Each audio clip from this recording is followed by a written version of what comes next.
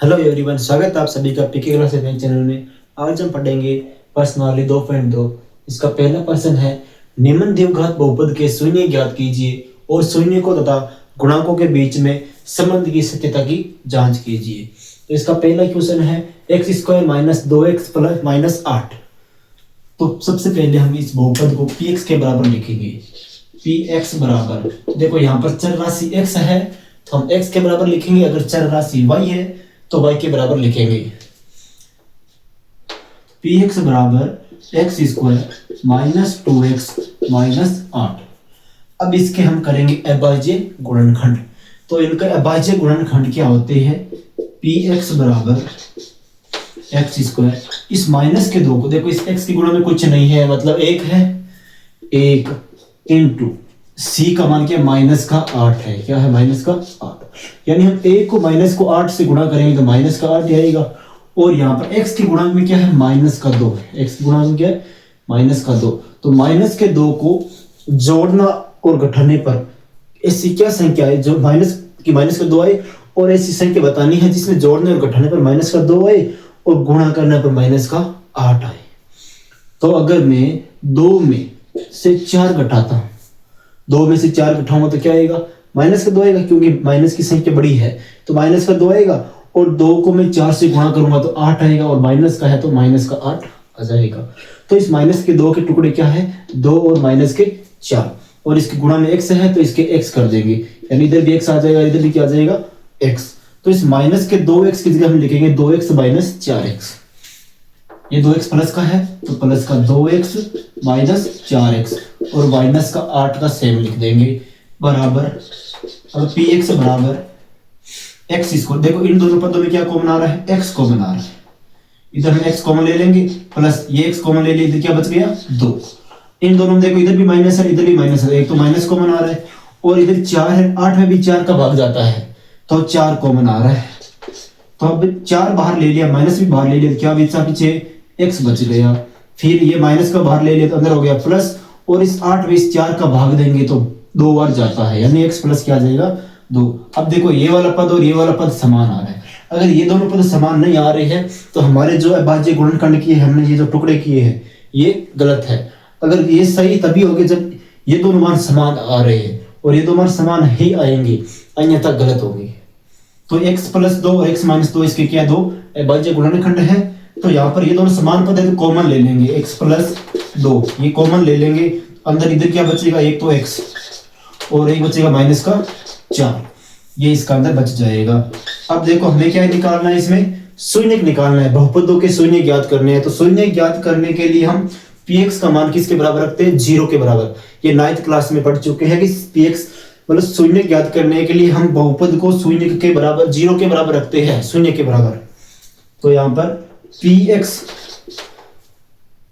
या फिर पूरी लाइन लिख लेते हैं कि शून्य को निकालने के लिए या ज्ञात करने के लिए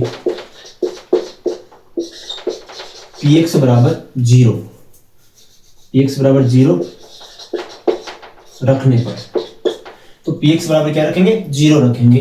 तो px का मान ये है कि x प्लस 2 और x माइनस 4, इसका मान किसके बराबर रखेंगे? 0 के बराबर। तो ये 0 के बराबर रखेंगे तो या तो x प्लस 2 का मान 0 के बराबर आएगा, या फिर x माइनस 4 का मान किसके बराबर आएगा? 0 का। अब देखो ये कोष्टक हटा दो, कोई दिक्कत नहीं है, कोष्टक नहीं लगा तो भी सही। अब ये 2 इधर प्लस का है, जैसे उस तरफ जाएगा बराबर के तो 2 किसका हो जाता है? माइनस का हो जाता है। या फिर ये x, ये 4 माइनस का है, जैसे बराबर के चिन्ह के उस तरफ जाएगा तो 4 किसका हो जाएगा? प्लस का। तो x के मान आ रहा है माइनस के 2 और प्लस के 4, तो इसके शून्य है माइनस 2 और 4। तो हम यहां पर लिखेंगे अंतः द्विघात बहुपद, अंतः द्विघात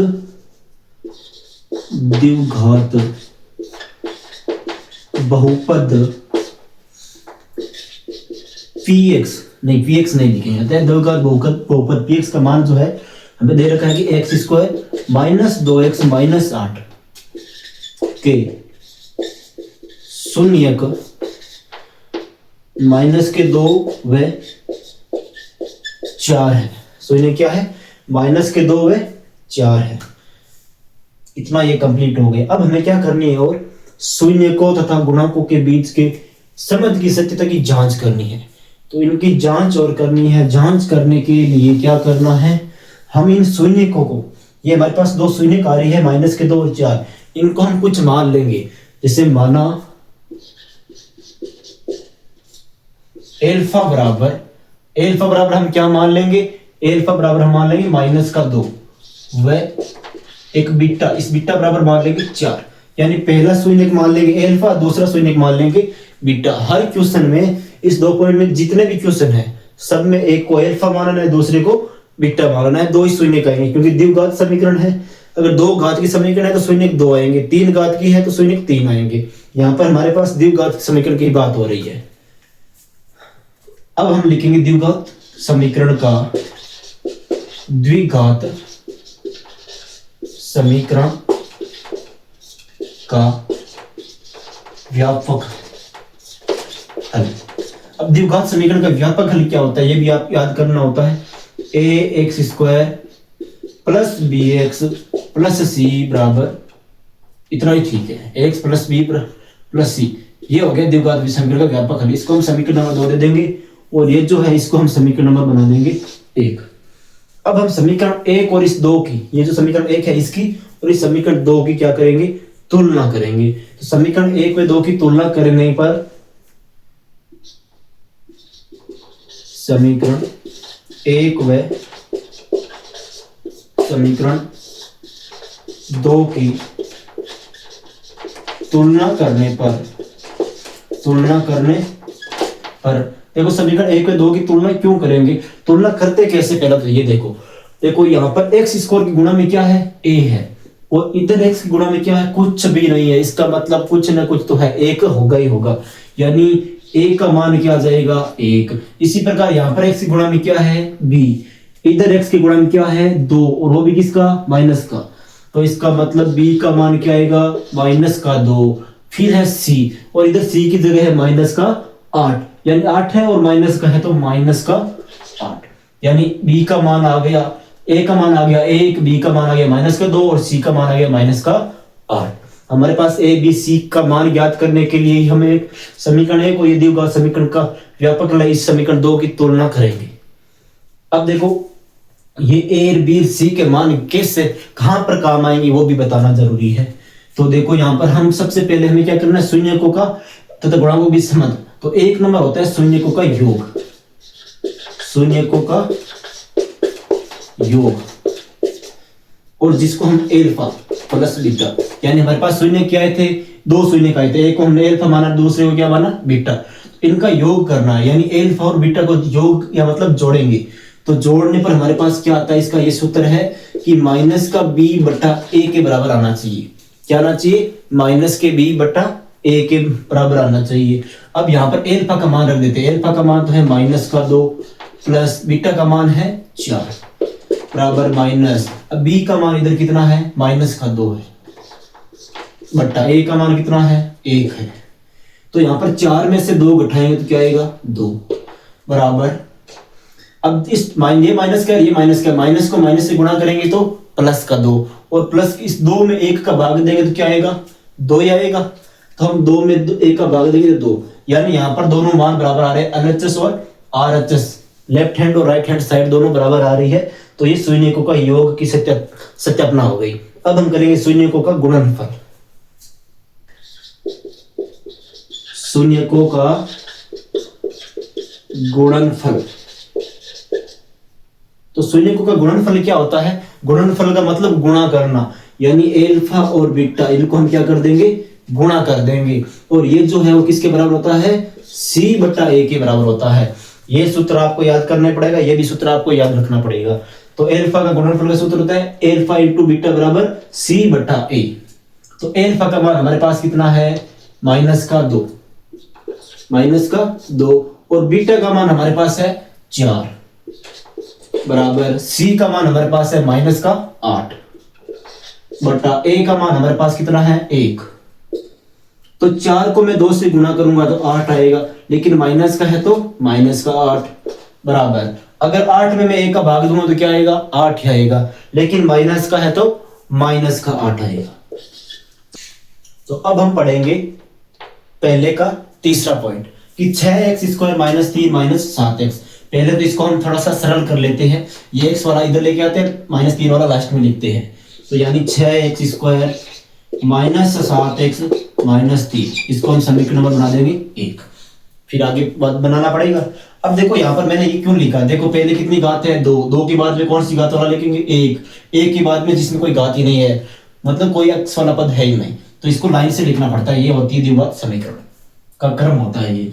अब यहाँ पर चर पद क्या है, x है, तो हम बहुपद क्या लिखेंगे, px लिखेंगे। x है तो यहाँ पर x आएगा, px बराबर 6x² माइनस 7x माइनस 3। तो px बराबर, अब इसके हम अभाज्य गुणनखंड करेंगे। देखो पहला पद क्या है 6 गुणा लास्ट वाला पद क्या है माइनस का 3, और 6 को माइनस 3 से गुणा करेंगे तो माइनस का क्या आएगा 18 आ जाएगा, और बीच वाला पद क्या है माइनस का 7। अब माइनस के 18 आना चाहिए, मतलब 7 का ऐसा जोड़ना या गुणा जोड़ना या घटाने पर क्या पद आएगा कि गुणा करने पर हमारे पास माइनस का 18 आएगा। तो देखो अगर मैं 9 और 2 को गुणा करूं तो कितना आता है 18, लेकिन माइनस का चाहिए, और 7 भी किसका चाहिए माइनस का। 7 माइनस का तो बता है, जब हम छोटी संख्या में से बड़ी संख्या निकालते हैं तो क्या आता है माइनस का।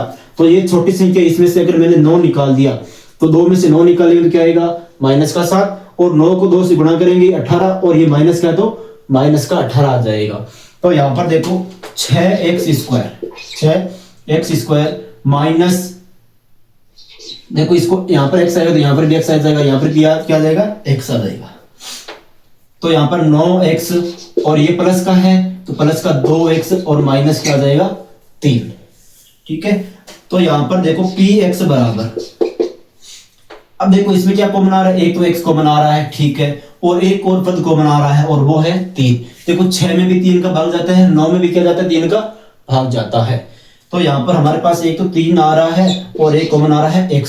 तो इसमें देखो 6 में 3 का भाग कितनी बार जाता है 2 बार, और एक x बाहर कॉमन ले लिया, एक x बच गया माइनस। अब 9 में 3 का भाग कितनी बार जाता है 3 बार, और ये x तो बाहर कॉमन ले लिया, इधर इतना ही रहेगा। अब प्लस, इसमें कुछ भी कॉमन नहीं आ रहा है, मतलब ये वाला सेम ही आ रहा है, तो इसमें कुछ नहीं कॉमन आ रहा है तो क्या ले लेंगे 1, कुछ नहीं आ रहा है मतलब 1 तो आ ही रहा है, तो यहाँ पर आ जाएगा 2x माइनस 3। तो px बराबर, देखो px बराबर यहाँ पर क्या है हमारे पास 2x माइनस 3, यहाँ पर भी क्या है 2x माइनस 3, तो ये वाला पद बाहर कॉमन ले लेंगे। तो 2x माइनस 3 अगर मैंने बाहर कॉमन ले लिया तो अंदर इधर बचेगा 3x और इधर बचेगा प्लस 1, तो ये इसका हो जाएगा अभाज्य गुणनखंड। और शून्य ज्ञात करने के लिए हम px का मान क्या रखेंगे 0 के बराबर रखेंगे। तो शून्य ज्ञात करने के लिए px बराबर 0 रखने पर, तो 0 रखेंगे तो यहां पर क्या आएगा 2x माइनस 3 और 3x प्लस 1, इसका मान आ जाएगा 0 के बराबर। तो यहां पर या तो 2x माइनस 3 का मान 0 आएगा, और या फिर 3x प्लस 1 का मान क्या आएगा 0 आएगा।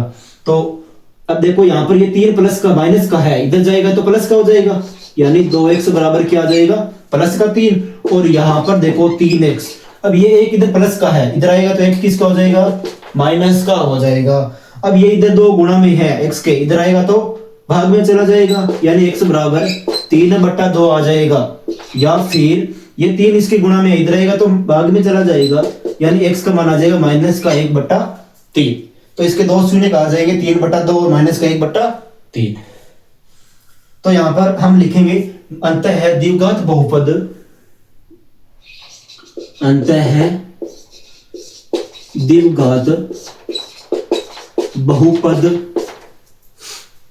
कौन सी है द्विघात बहुपद 6x² माइनस 3 माइनस 7x के शून्यक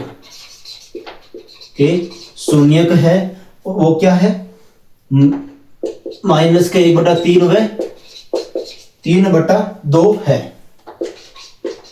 ये आप कैसे भी लिख सकते हो, चाहे पहले ये लिखो चाहे पहले ये लिखो, एक ही बात है तो शून्य किसी के ना, तो कैसे भी लिख सकते हैं। फिर यहाँ पर देखो आगे हमें इसकी क्या करनी है, जांच करनी है। तो जांच करने के लिए सबसे पहले हम इन दोनों शून्य को क्या मान लेंगे, एल्फा और बीटा।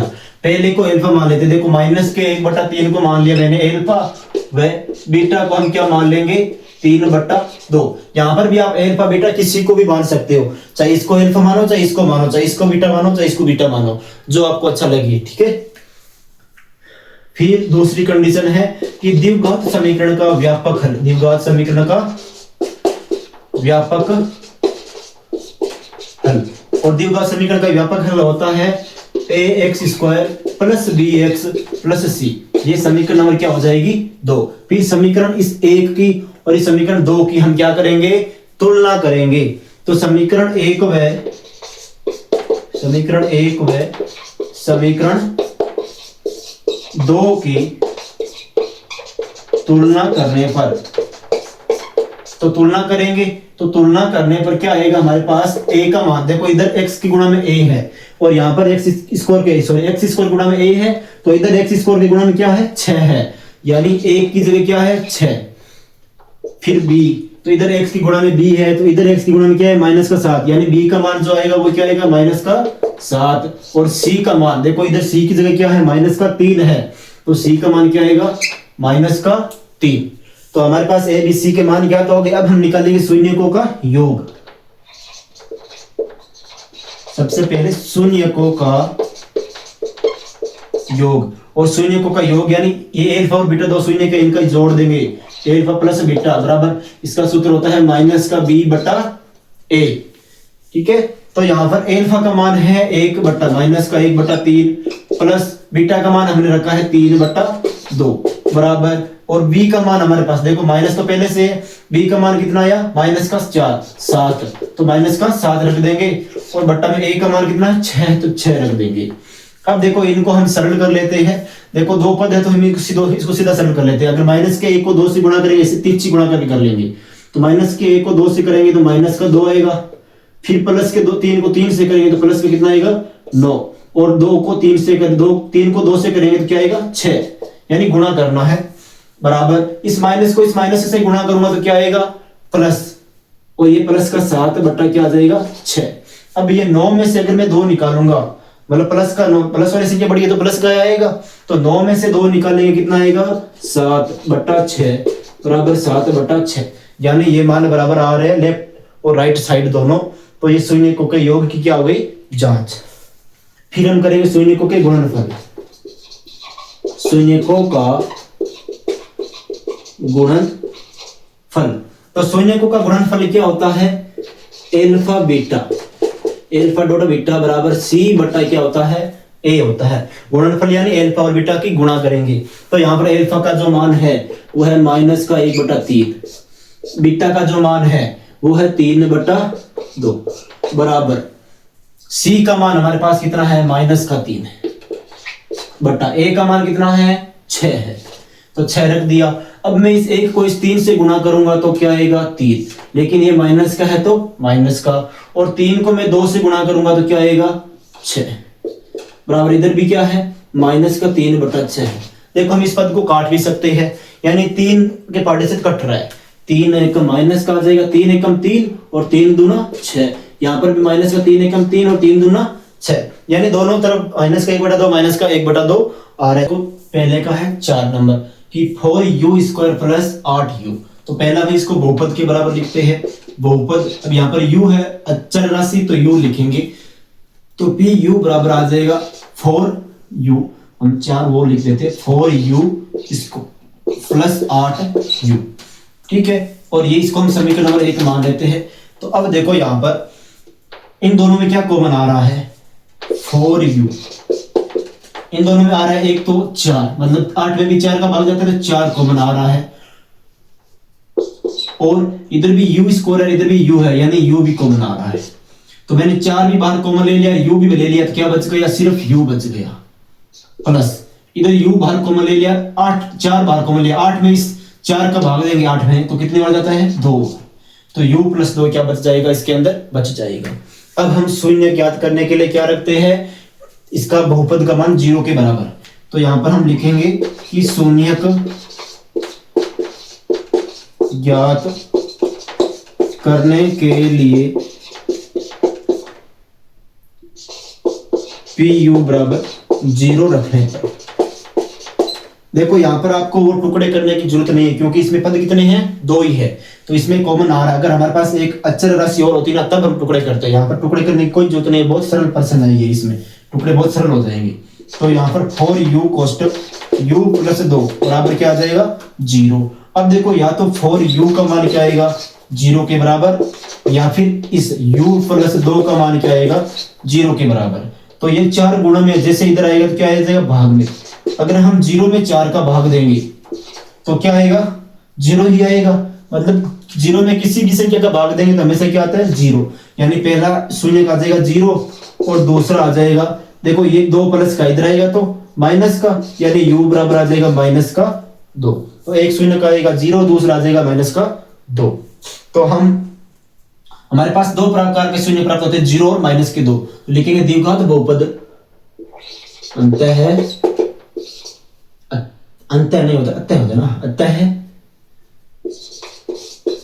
द्विघात बहुपद 4u स्क्वायर प्लस 8u के शून्यक 0 व -2 है। ये इसके क्या आ जाएंगे, शून्य का आ जाएंगे।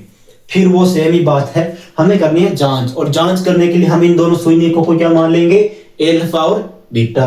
तो पहले को हम मान लेते हैं, माना एल्फा बराबर हम क्या मान लेंगे, 0, व बीटा बराबर हम क्या मान लेंगे, -2। ठीक है।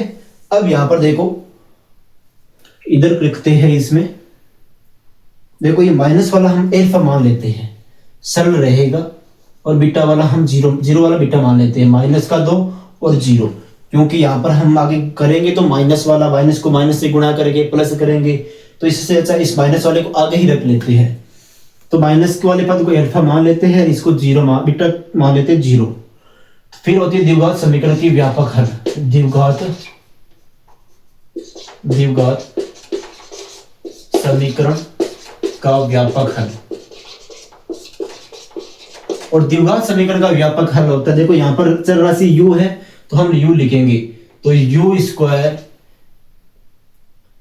au square plus bu plus c, ये समीकरण में हो जाएगी 2।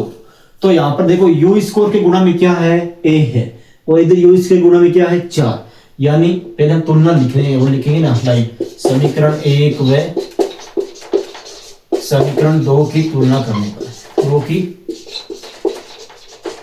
तुलना करने पर, तो समीकरण 1 व 2 की तुलना करने पर a का मान आपके पास आ जाएगा 4, और b का मान देखो u के गुणा में इधर b है, इधर u के गुणा में क्या है 8, तो b का मान क्या आएगा 8। और c का मान देखो, c का मान इधर कुछ है ही नहीं ना, तो c का मान कुछ नहीं है, तो मतलब क्या आ गया 0, यानी c गायब है तो c का मान 0 आ जाएगा, जो पद गायब है उसका मान 0 आ जाएगा। तो यहां पर देखो शून्यकों का योग, सबसे पहले हम करेंगे शून्यकों का योग, और योग होता है एल्फा प्लस बीटा बराबर, और एल्फा प्लस बीटा इसका सूत्र होता है CF माइनस के BF1 A होता है। तो यहां पर एल्फा का मान हमने क्या माना था, -2 प्लस बीटा का मान 0। देखो यहां पर मैंने ये -2 पहले एल्फा क्यों लिया, क्योंकि यहां पर अगर हम रख दे, जैसे देखो हम 0 फिर माइनस और ये 2 भी माइनस को, तो यहाँ पर कोष्टक लगा के फिर माइनस को माइनस का गुणा करके 0 + 2 ऐसे लिखते, तो यहाँ पर ऐसा करने की कुछ जरूरत नहीं है। अब सीधा हम -2 लिख देंगे, इसको बराबर बीटा, यहाँ पर माइनस को पहले से 2 का मान, v का मान क्या है +8 बटा a का मान कितना है 4। अब देखो यहाँ पर अब 0 है ये और -2 है, तो जोड़ेंगे 0 के साथ कोई भी संख्या जोड़ेंगे तो सेम ही संख्या नहीं है, यानी ये -2 ही आएगा, बराबर ये -8 है, प्लस -8 आएगा, 8 में भाग देंगे हम 4 का, तो क्या आएगा, देखो यहाँ पर माइनस की संख्या नहीं है, इसको कोष्टक लगाने की कोई जरूरत नहीं है, सीधा माइनस रख सकते।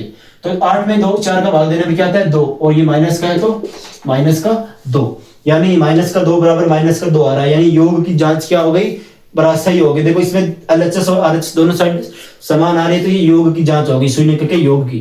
तब हम करेंगे शून्यकों के गुणनफल की जांच।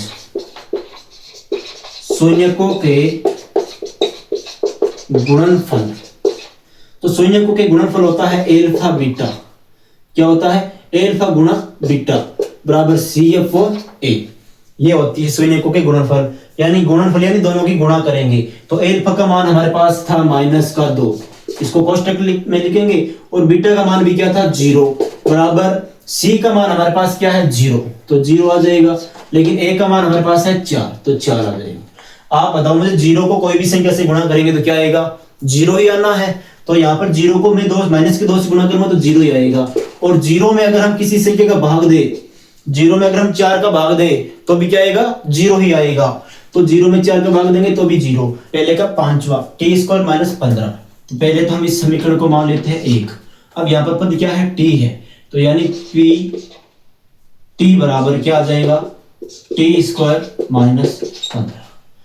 तो अब हम जानते हैं, हम देखो इसको हम कैसे लिख सकते हैं। देखो पहले इसको सरल करते हैं। देखो pt बराबर t² माइनस ये 15 जो है ना, इसको हम क्या लिखेंगे? देखो इसको ध्यान से देखना कि अगर मैं √15 को √15 से गुणा करूंगा तो मेरे पास क्या आता है?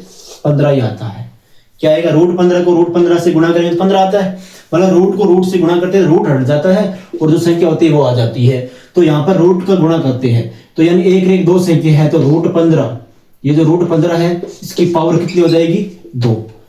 यानी √15 का अगर हम वर्ग करेंगे तो हमारे पास क्या आएगा? 15 ही तो आएगा। यहाँ पर हम इस ऐसे लिख सकते हैं कि √15 का अगर हम वर्ग करेंगे तो क्या आना चाहिए? 15 ही आएगा। तो यहाँ पर हम 15 को क्या लिखेंगे कि √15, और इसका हम क्या कर देंगे? वर्ग। अब ये मैंने क्यों लिखा है, अब वो देखो आगे हम इसकी आगे बताएंगे क्यों लिखा। इसमें एक सूत्र लागू होता है, और वो ये है कि हम जानते हैं कि a² - b² बराबर क्या होता है? a + b और a - b। ये सूत्र इसमें हम लागू करेंगे, इसी कारण मैंने ये लिखा है। ठीक है, तो यहां पर देखो a की जगह क्या है? t है, और b की जगह क्या है? √15। यानी a की जगह तो t है और b की जगह √15 है। तो इस सूत्र से हम इसको लिखते हैं, तो pt बराबर क्या लिखेंगे? t की जगह लिख देंगे, a की जगह लिख देंगे t, तो t प्लस का चिन्ह है तो प्लस, और b की जगह √15 है तो √15। फिर कोष्टक यहाँ पर a वापस आ गया, तो a की जगह t, फिर माइनस है तो माइनस, और ये जो b है इस b की जगह क्या है? √15 है, तो √15। ठीक है, अब यहाँ पर शून्य ज्ञात करने के लिए इस pt का मान हम 0 के बराबर रखेंगे। तो शून्य ज्ञात करने के लिए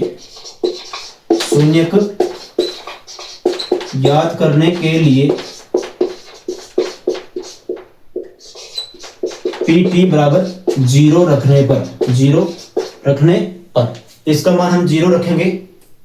तो यहां पर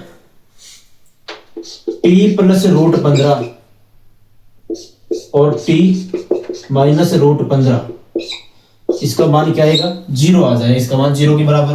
तो इधर या तो t - √15 का मान 0 के बराबर होगा, या फिर t - √15 का मान क्या होगा? 0 के बराबर। सॉरी, प्लस का मान, या तो प्लस का मान बराबर होगा 0 के, या फिर माइनस का मान 0 के बराबर होगा। तो अब ये यहाँ पर √15 इधर प्लस का है, जैसे उस तरफ जाएगा तो क्या हो जाएगा? माइनस का, यानी t बराबर आ जाएगा -√15, या फिर t का मान, देखो ये इधर माइनस का है तो उधर जाएगा किसका हो जाएगा? प्लस का, यानी t का मान आ जाएगा प्लस का √15। तो इसके दो शून्य आ जाएंगे, एक तो माइनस का √15 और एक आ जाएगा प्लस का √15। तो यहां पर हम लिखेंगे अंतः है द्विघात बहुपद t² - 15 के शून्यक, एक तो है माइनस का √15, वह एक है √15 है, माइनस के √15 और √15 है। फिर इसके हम जांच करनी है, तो जांच करने के लिए वो सेम ही बात है। सबसे पहले हम क्या करेंगे कि माना एल्फा बराबर माइनस के √15 व बीटा बराबर प्लस के √15, यानी पहला पद ले लेंगे, पहला शून्य अल्फा का मान ले लेंगे, दूसरा बीटा के बराबर ले लेंगे। फिर हमारे पास वो सेम ही बात है कि हम द्विघात समीकरण का व्यापक हल लिखेंगे। तो द्विघात समीकरण का व्यापक हल क्या होता है?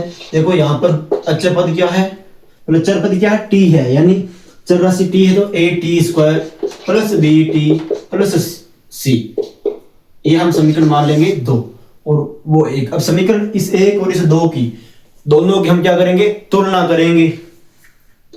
तो समीकरण 1 व समीकरण 2 की तुलना करने पर तो समीकरण 1 व 2 की तुलना करने पर, यानी यहाँ पर हमारे पास समीकरण एक में देखो ए का मान टी स्क्वायर की गुणा में क्या है, ए, इधर टी स्क्वायर गुणा में कुछ भी नहीं है, मतलब क्या है, कुछ नहीं है तो 1। फिर देखो टी के गुणा में, इधर टी की गुणा में बी है तो बी का मान क्या आ जाएगा, इधर देखो टी की गुणा में क्या है, कुछ भी नहीं है, मतलब टी की गुणा कुछ नहीं है, बी का मान क्या आएगा 0। फिर यहाँ पर सी की जगह क्या है, माइनस का 15 है, तो यहाँ पर सी का मान क्या आ जाएगा, माइनस का 15, यानी ए का मान 1, बी का मान 0 और सी का मान माइनस का 15 आ जाएगा। अब हम शून्यकों का योग निकालेंगे पहले। तो शून्यकों का योग क्या होता है, अल्फा प्लस बीटा बराबर माइनस का बी बटा ए। अब योग यहाँ पर देखो, एक तो है माइनस का √15 प्लस एक है √15, यानी बीटा का मान तो है, अल्फा का मान है माइनस की √15 प्लस बीटा का मान है √15 बराबर माइनस, अब बी का मान कितना आया 0, बी का मान है तो 0 बट्टा ए का मान है 1। अब देखो ये प्लस का है, ये माइनस का है, अगर प्लस में से और समान पद है, अगर हम √15 में से ये √15 निकालेंगे तो हमारे पास क्या आ जाएगा, 0 आ जाएगा, मतलब कुछ नहीं बचेगा, यानी 0 बचेगा। और 0 में किसी भी संख्या का भाग देंगे तो भी क्या आएगा 0, तो यहाँ पर भी क्या आ जाएगा बराबर में 0, यानी शून्यकों का योग क्या आ रहा है, 0 बराबर 0, दोनों साइड बराबर आ रही है, तो ये इसकी क्या हो गई जांच। फिर हम करेंगे शून्यकों का गुणनफल। शून्यकों का गुणनफल, और गुणनफल होता है अल्फा बीटा बराबर सी बटा ए। देखो हम इनका गुणनफल करेंगे, यानी हमारे पास माइनस का √15 है, माइनस का क्या है √15, इसकी हम गुणा करेंगे √15 से बराबर सी का मान हमारे पास कितना है, तो माइनस का 15 बटा ए का मान कितना है 1 रख देंगे। अब देखो हम √15 को √15 से गुणा करेंगे तो क्या आएगा 15 आ जाएगा। देखो अभी बताया मैंने यहाँ पर, यानी रूट हट जाएगा और क्या आ जाएगा 15, लेकिन ये माइनस का है तो माइनस बराबर, अब 15 में मैं 1 का भाग दूंगा तो क्या आएगा 15, लेकिन ये 15 माइनस का है तो माइनस का 15। तो छठा क्वेश्चन में क्या है कि 3x² - x - 4। तो यहाँ पर सबसे पहले हम इसको लिखेंगे px बराबर, इसको हम समीकरण में दे देंगे 1, तो px बराबर 3x² - x - 4। अब इसके हम टुकड़े करने हैं, तो px बराबर, देखो पहला पद क्या है 3 इंटू लास्ट वाला पद क्या है 4 और वो माइनस का 4 है, ठीक है। तो 4 को 3 से गुणा करेंगे 12, लेकिन माइनस का है तो माइनस का 12, और बीच में कुछ भी पद नहीं है, यानी 1 है और ये माइनस का है, तो यानी माइनस का 1 है, क्या है माइनस का 1 है। तो इसके हम ऐसे टुकड़े करने हैं कि गुणा करने पर क्या जाए माइनस के 12 और जोड़ने और घटाने पर क्या जाए माइनस का 1। तो अगर देखो अगर मैं 3 में से 4 घटाता हूँ, 3 में से क्या करता हूँ 4 घटाता हूँ, तो मेरे पास क्या आएगा माइनस का 1 आएगा। 3 में से मतलब छोटी संख्या में से बड़ी संख्या घटाऊंगा तो माइनस का आएगा, तो 3 में से 4 घटाए तो माइनस का 1 आ गया, और मैं 3 को 4 से गुणा करूंगा 12 और ये माइनस का है तो माइनस का 12 आ जाएगा। तो यानी इसको मैं 1 को x से गुणा करूंगा तो क्या आएगा x आएगा, इधर भी x आ जाएगा, इधर भी क्या आ जाएगा x।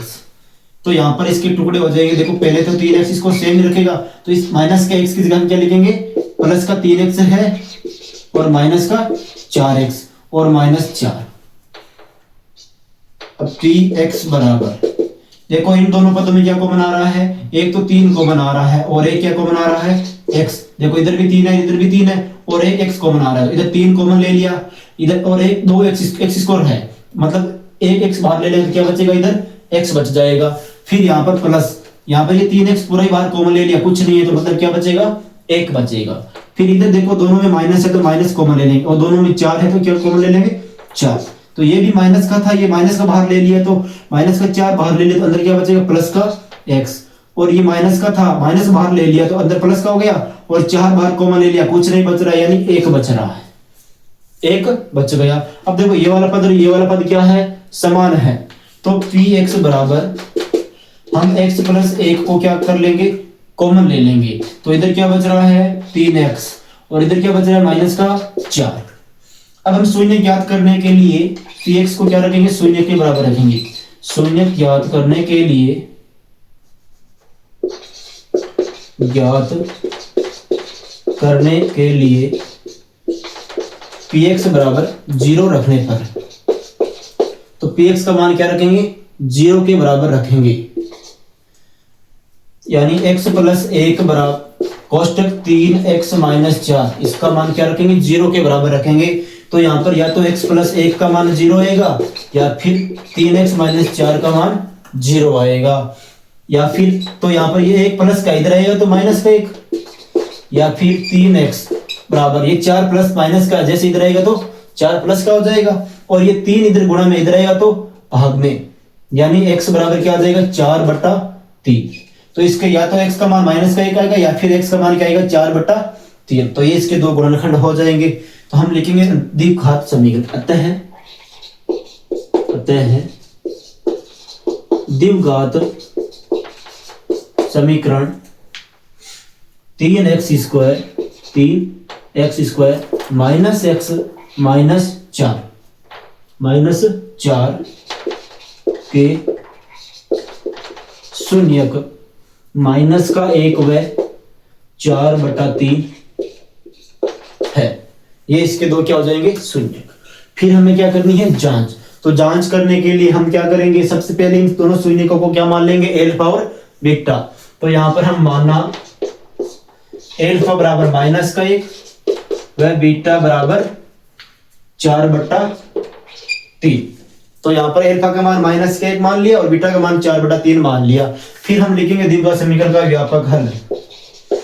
द्विघात समीकरण का व्यापक हल, द्विघात समीकरण का व्यापक हल क्या होता है कि x है यहाँ पर चर राशि, तो ax square plus bx plus c, इसको हम समीकरण नंबर मान लेंगे 2। फिर इस समीकरण 1 और इस समीकरण 2 की हम क्या करेंगे तुलना करेंगे।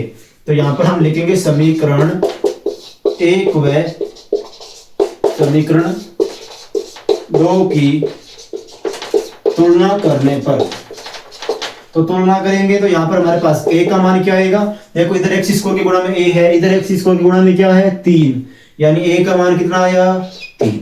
फिर b का मान देखो इधर x के गुणा में b है, तो इधर x के गुणा में क्या है कुछ पद नहीं है, यानी 1 तो होगा ही होगा, और वो भी माइनस का आ रहा है, माइनस का है ना, तो यहाँ पर 1 वो किसका आएगा माइनस का। और फिर c का मान देखो इधर c की जगह क्या है 4, और किसका है वो माइनस का, यानी 4 है वो माइनस का आ जाएगा। तो यहाँ पर ABC के मान ज्ञात हो गए। अब हम करेंगे शून्यकों का योग,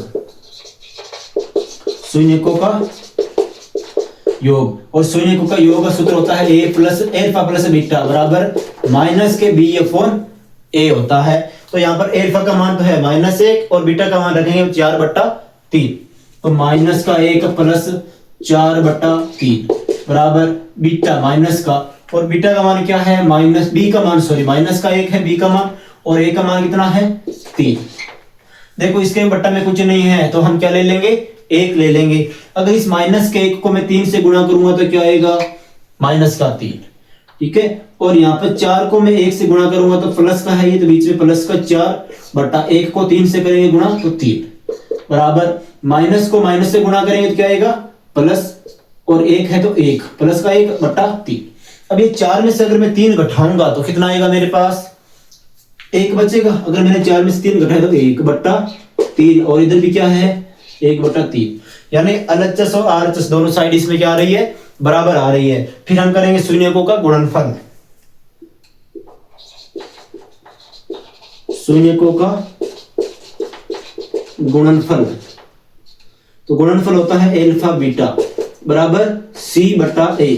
देखो यहाँ पर अल्फा का मान है माइनस का 1 और बीटा का मान है 3/4/3, 3/4 4/3 बराबर सी का मान क्या है यहाँ पर, सी का मान है -4 और ए का मान कितना है 3, तो 3। अब देखो मैं 1 को -4 से गुणा करूंगा तो क्या आएगा, -4 ही आएगा, तो -4 बट्टा में क्या है 3, तो 3 और इधर भी -4/3 है।